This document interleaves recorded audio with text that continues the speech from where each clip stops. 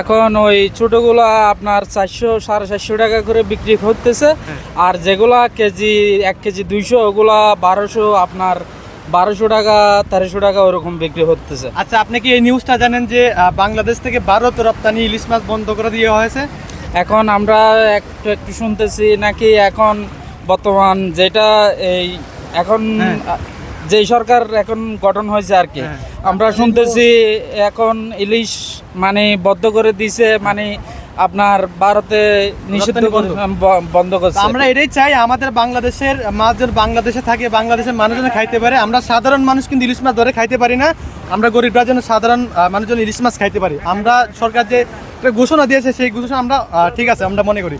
তো আপনারা এখন কি সমুদ্রে যাবেন? হ্যাঁ, আমরা এখন সমুদ্রে যাব। তো এখন কি পরিমাণ মাছ পড়ছে সমুদ্রে? এখন মোটামুটি এখন একটু কম, আজও ওরকম মাছ পড়তেছে না, মানে অল্প অল্প অল্প। হ্যাঁ, আর তেমন বড় মাছ পাওয়া যায় না? বড় মাছ বলতে সীমিত বড় আর কি, কয়েকটা আছে বড় এই অল্প। এই আগের তুলনায় কি এখন দাম কি একটু কমছে? আপনার কি কম দিতেছেন? এখন না, এখনো দাম কমে নাই, এখনো মাছ কম, তো আপনার দাম আজও আগের মতোই আছে। আচ্ছা, আমরা মূল একটা পয়েন্ট ধরতে পারলাম, মাছ কম থাকার কারণে কিন্তু মাছের দামটা আগের মতো কিন্তু রয়ে গেছে। এখন পর্যন্ত মাছের দাম কিন্তু কমে নাই। আপনারা ঘরে বসে অনলাইনে পোস্ট করেন যে মাছের দাম বেশি, কিন্তু মাছের দাম এখনো কমে নাই, আগের মতোই আছে। তো আসলে গুজবে কান দিবেন না। আর এখানে কিন্তু সমস্ত মানুষ কিন্তু তারা সমুদ্র থেকে মাছ ধরে নিয়ে আসে। আপনারা তাদের জন্য দোয়া করবেন, আমাদের জন্য করবেন।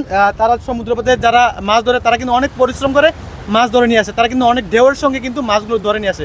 আপনাদের জন্য দোয়া করি, আপনারা ভালো থাকবেন। আসসালামু আলাইকুম। আসসালামু আলাইকুম।